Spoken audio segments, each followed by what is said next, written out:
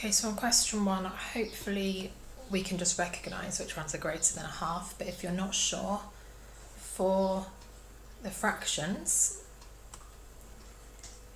the simplest thing to do would be to imagine a pizza, and what would be the most pizza, half of it, a third of it, or 3/4 of it. Now I help you decide if any of those are greater than a half. For the percentages, remember that a half is 50%, so use that to help you. And then for the decimals, as a decimal, half is 0.5 with an infinite number of zeros at the end, so you could have as many zeros as you need there to make a comparison. Okay, so if you're comparing it to F, for example, that's got 3 digits after the decimal, so you'd compare 3 after the decimal when you're deciding. Question 2, you've been asked to write them in order, starting with the smallest. They've told you that E is the smallest, so we've done that one. So then you've got to look at the others and put them into order. So it would help if we get them all into the same format. So for example, why don't you try and get D into a percentage by timesing it by 100. And B into a percentage by timesing it by 100. And then for C, this fraction, you could try and get it as a fraction out of 100. So you could do that by timesing the top and bottom by 4, because a fraction out of 100 is the same as a percentage. So then you can compare them all because they're all in the same format. For question 3, complete the table. So we've been told the fraction of a fifth. So if you want to get a fraction into a percentage, then you've got 2 options. You can either times up to 100. So think about what you'd have to times by, and do the same on the top. And then once you've got it as a percentage, to get a percentage to a decimal, you can just divide by 100. On the second one, same thing. So for 25%, same thing, you can divide by 100. If you want to get the percentage back to a fraction, you could write it as a fraction out of 100 and then simplify it. And I'll give you a clue for the last one. 1/3 is 33.3 recurring percent, or 0.3 recurring. So what do you think 66.6% might be? Thinking of thirds. Question 4, which 2 values are equal to 0.6? So it can only be one of these percentages. So times it by 100 to get it as a percentage, to see which of those it must be. And then for the fractions, it could be any of those fractions. So it's going to have to be one of them. So what you'll want to do is top divided by bottom, okay, and see which one gives you an answer of 0.6 if you can't spot which one it is.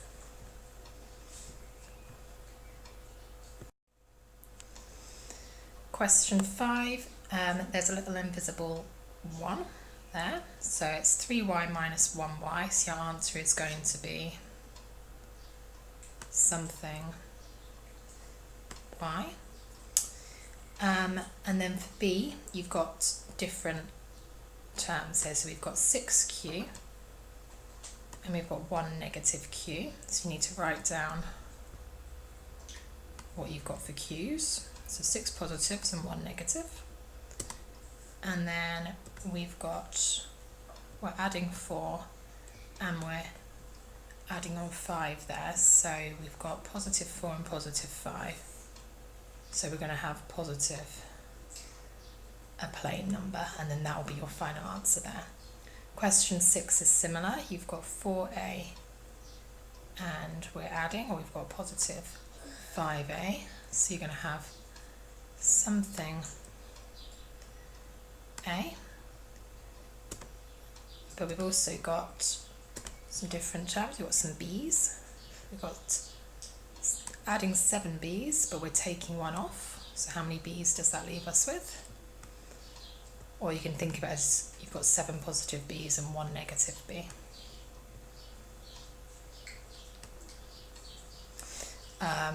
Question B is the same. You've got 6c, you're taking away 1c. So you have something c. And then for the d's, be careful on this one. You've got 4 positives, but you're taking away 7. So you can see that there's more negative than there is positive. So you're going to have minus something d. Okay, so think about how many more negative d's you've got than positive d's. Question 7, they're all like terms, they're all p's, so you're going to have something p. B, they're all s's, so you're going to have something s. And for c, you've got different terms. Again, you've got 8t and you're taking away 7t. So write out how many t's you've got. And then for the r's, you're adding 3, but you're taking away 9. So you've got more negatives than you've got positives. So you're going to end up in the negative numbers for your r's, okay? Think about how many more negative r's you've got than positive r's. For question 8, you've got 5 times a, so you've got to decide which of them is equivalent. And for b, if you times anything by itself, there's a word we use for that, isn't there, which is squared. So b times b is b squared. So which of those expressions is how we write b squared?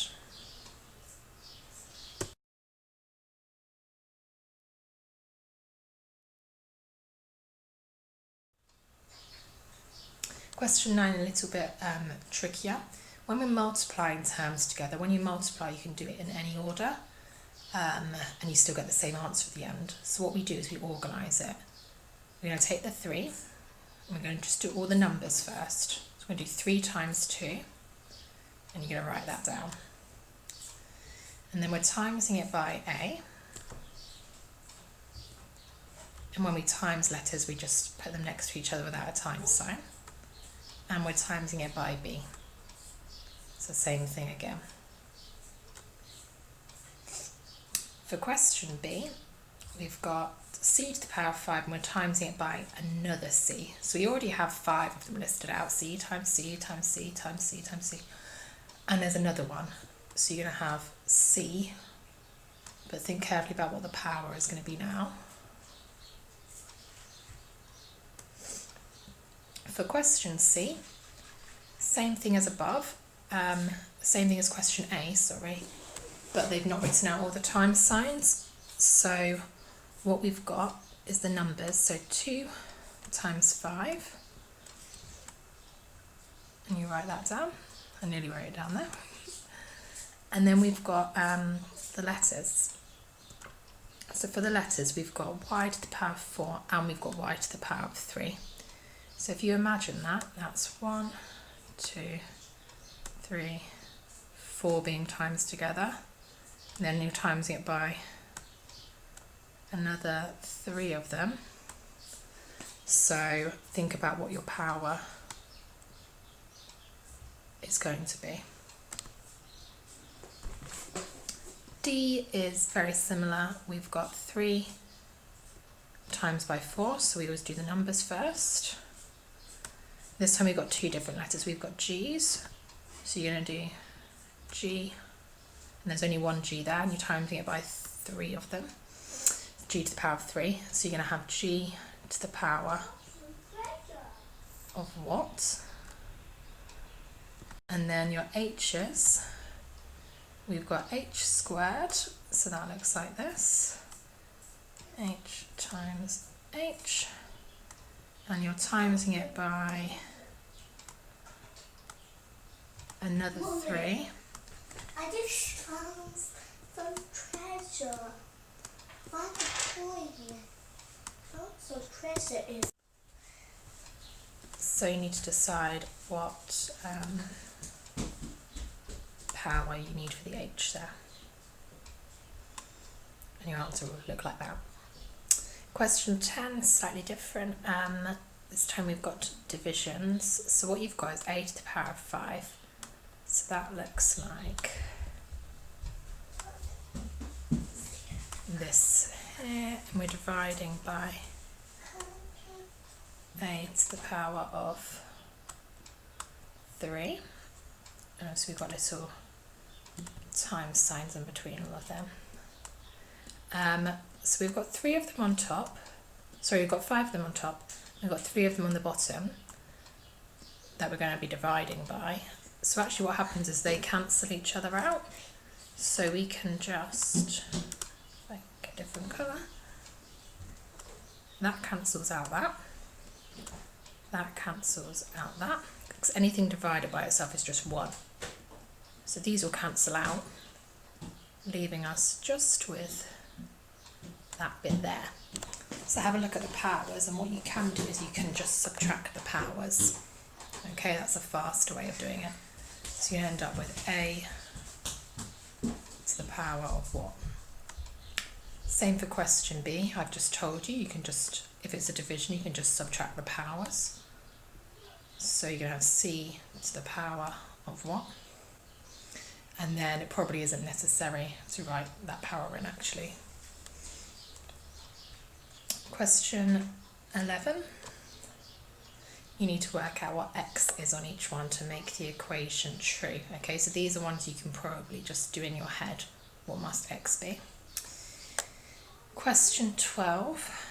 So 3x means 3 times x. So again, you've got to work out what x must be. If the answer is 18, same here, 2x means 2 times x.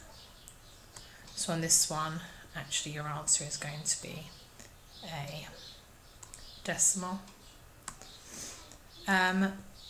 Be really careful on C and D, these are ones which catch people out. So x is going to be quite a big number. That's been divided by 5, that gives you an answer of 7. So you have to think, what number, x, when it's divided by 5, gives you an answer of 7. And to work it out, what you can do is you can reverse that to work out what x must be. Use that method on D, okay? So this time you'll have x, but you'll be dividing it by 2 and it equals 6.5. So draw a little flow diagram, reverse that process to work out what number divided by 2 is 6.5. Last couple of questions. I'd like you to use the balance method for these ones here. So that's where you would look. You want to get rid of anything which is on the same side as the x. So I want you to get rid of that 2. and I want you to do the same over here, okay? So you're going to subtract 2 from both sides, and then you're going to write down what you've got, okay? Then once you've done that, you've still got, let's write it in actually. So what we've got is we've now got 5x, the 2's gone, and you need to take away 2 on this side as well and write your answer down. Then what we're going to do is we're going to divide by 5, because we just want to know what 1x is, and at the moment we know what 5x's are. So if we divide that by 5, and then that will be your answer. It's really similar on question 14. We want to get x on its own, so let's try and get rid of this, but we've got to do the same on the other side as well to keep it in balance. So to kind of zero out a -5, what we would do is add 5 to both sides. So when you do that, you're going to still have your 2x, the -5 will be gone, and you'll have a new value here on the right hand side.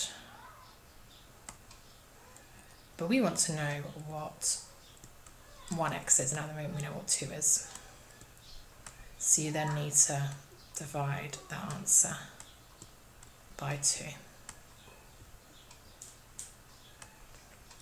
Question 15, now these won't be for everybody, these will just be for people who need challenge.